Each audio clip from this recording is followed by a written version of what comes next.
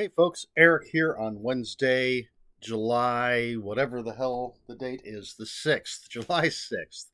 Time for a look at some comic books, the stuff I picked up at the store. There were a couple surprises for me, stuff I had ordered but wasn't on the regular invoice that I get to see, so didn't realize they were coming in. And one thing I picked up during the live show yesterday, but not a lot. Some big things, but not a lot of stuff. Let's get into it. We're going to start with Savage Tales from Dynamite. It's a one shot, little anthology. It's got 4 different stories in it, with one with Vampirella, a Red Sonja, Alan Quartermain, and I have to look, Captain Gulliver Jones. I don't know who that is. And I really dig that cover. Arthur Sadam, however you say his name, the guy that did all of these pictures back here on my quilt.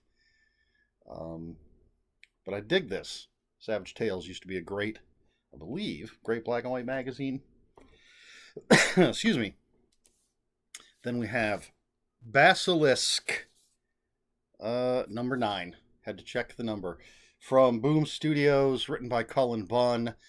I just saw him post on Twitter that this was out, and the beginning of the final story arc. So, heading for the grand finale, I suppose. This has been a really cool book. And then, very excited for this. DC vs. Vampires, number 7 of 12 from DC, of course. And so, there's a 12-issue limited series. The first 6 issues came out. Then there was kind of a brief hiatus with a couple of one-shots, one called Hunters, one called Killers. Now we're back to the main storyline, and there is a branch storyline that's going to be coming out. That's a limited series. It's going to be in black and white.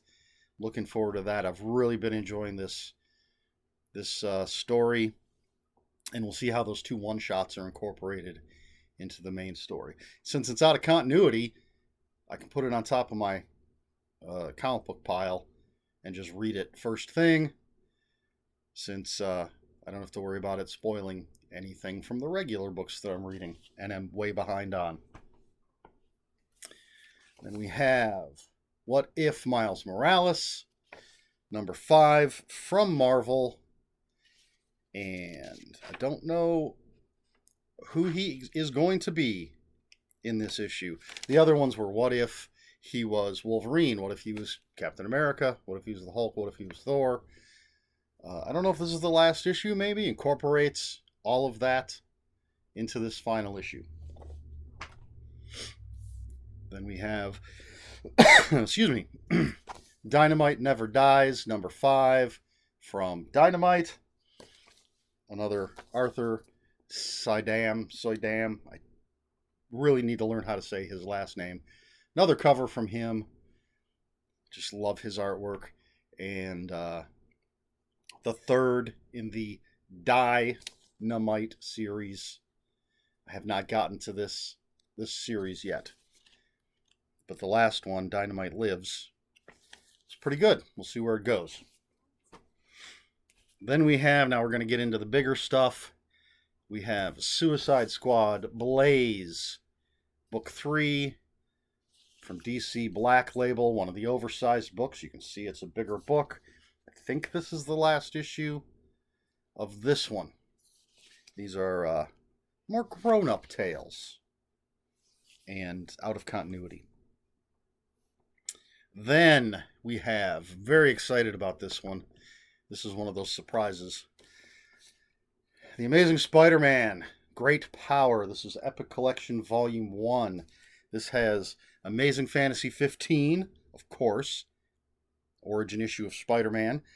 And then the Amazing Spider-Man 1 through 17 and annual number 1. There's the back cover.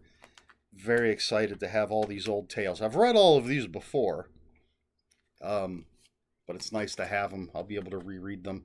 And it's got some extras in the back. There's some black and white unfinished art, some different pinups, all sorts of black and white stuff. But early Spider-Man, Peter Parker in high school, just learning his powers, learning that with great power comes great responsibility, classic villains. The Lizard is in here. Lizard's first appearance, my favorite Spider-Man villain. Doc Ock, Chameleon, all those. You can see them on the cover there, most of them. I don't know why they didn't put the Lizard on the cover. Bastards. Anyway, very excited to have that. Add it to my Epic collections. Then, I got to reach down here for this giant one. Oh!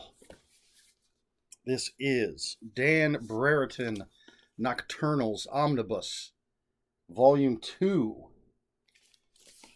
Look at that. So it's got a bunch of stuff in it.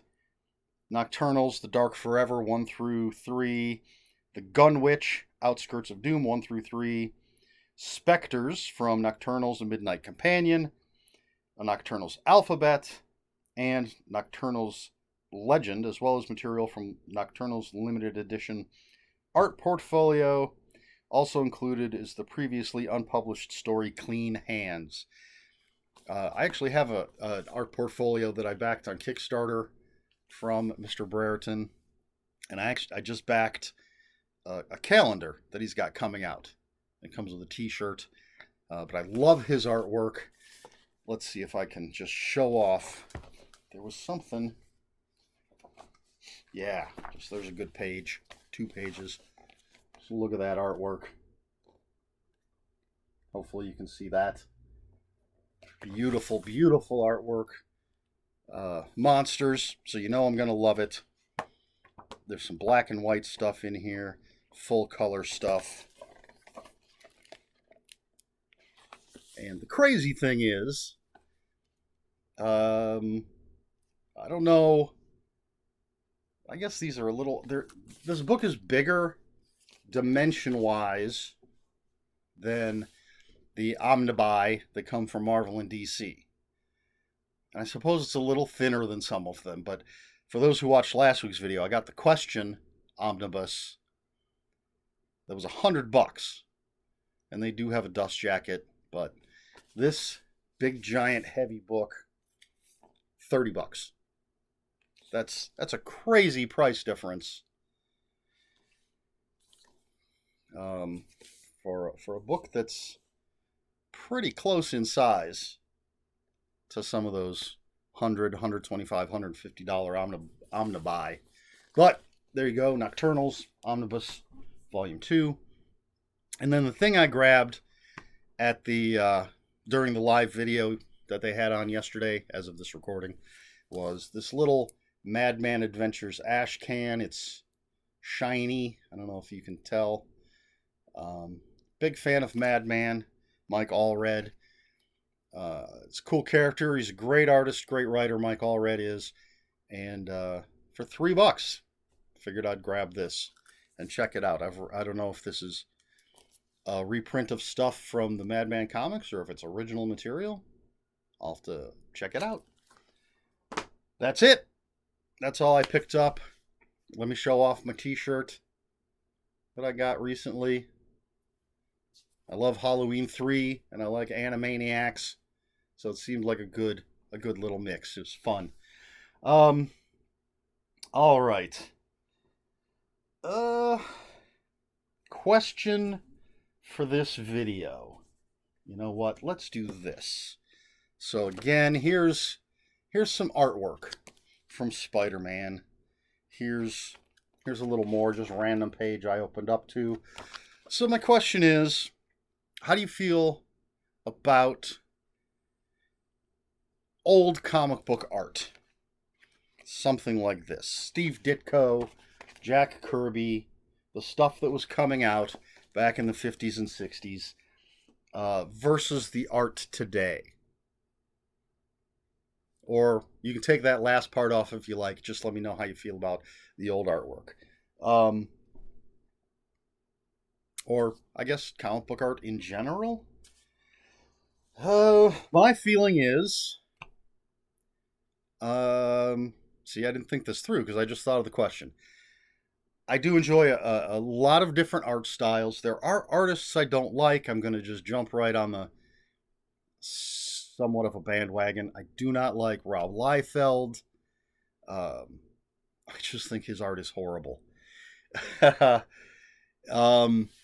I wasn't a huge fan of most of the guys that created Image. Of the 7, I think Todd McFarlane was my favorite, with Jim Lee second. But it just wasn't my style. I dig some of the old artwork. I think Steve Ditko was a great artist for the time. He helped create and co-create great characters, and panel layouts. Sure, it's not as sophisticated as a lot of artwork today, but I think it's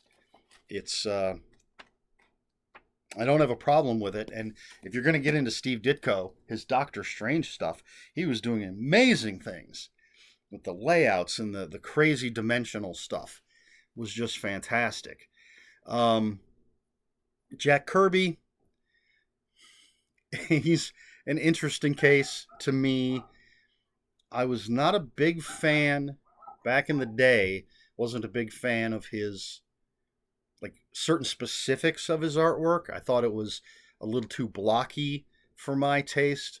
Like, everybody's fingers, characters' fingers, were all just very squared off and things. His layouts were amazing. The man had an amazing imagination. I've since started collecting. If you watched my comic book shelf video, you saw I had a bunch of Jack Kirby stuff, because I've been picking up all these complete collections of Jack Kirby characters and titles and things, because it's really grown on me. And nowadays, it's the same. It's been the same, I think, through all of comic book history. There are artists, modern day artists, that don't always grab me, and then there are the ones that I very much look forward to seeing. Some of my favorites, although Rick Mays, loved Rick Mays. Haven't seen anything from him in a long time. Rags Morales, I was a huge fan when he was doing like Black Condor and a bunch of stuff. Haven't seen a lot of his stuff lately. Alex Ross, I think his art is timeless. That beautiful painted photorealistic artwork of Alex Ross. Man, I can't, off the top of my head, I can't name any of the newer artists or the people that are drawing the comic books that I'm reading currently. Which isn't to say their art isn't bad or is bad. There's a lot of great artwork. The guy that did Shadow Man, the Cullen Bunn Shadow Man, his artwork was beautiful. Scotty Young, fun. He does a lot of really fun stuff. I have some prints, little art prints, free lithograph type things. So I guess that's a rambling kind of answer, no definitive kind of answer. I can tell you I don't like Rob Liefeld. I can tell you I love Rick Mays, Rags Morales, and plenty of others. Dan Brereton, obviously, and a wide range of styles. There are some that go for that really realistic look. Mike Mignola, he's an interesting case. I love his artwork on things like Hellboy, the BPRD type stuff, Batman, but there were certain other characters that he would draw that I just didn't think his style fit those characters. Bill Sienkiewicz, loved him when he was on Moon Knight, his early days on New Mutants, but he took his style and like went way out there with it, and some of it just didn't work for me. It was a little too much of his style. But some people dug it. I believe Howard Chaykin. Love Howard Chaykin's work. All right, this is just turning into a list of the artists that I like. But let's see. Let's just take a quick look. Who's the artist on? Oh, George Perez, who just passed away not too long ago. Beautiful art. I'm not going to go through that. You don't want to sit here. Let me know what you think. Do you have any favorite artists? Do you look back at the stuff from the 60s and 70s? And do you think it hurts in comparison to modern art? Or do you take it for what it is, a product of the time, a product of the artist? Uh, are there any modern artists you love? Any older artists you love? Let me know. Let's talk about artists down in the comments below. If you have any comments, questions, or corrections, please put those in the comments below. Please like, share, and subscribe. You know all that YouTube stuff. If you care to follow me on other social media, my Twitter is at Ronin5757. My Instagram, where I post pictures of books, comic books, board games, and fuzzy animals, is Eric Smith 5757. That's Eric with a K, ERIKSMITH 5757. That is all I have for you this week. So until next week, read more comic books.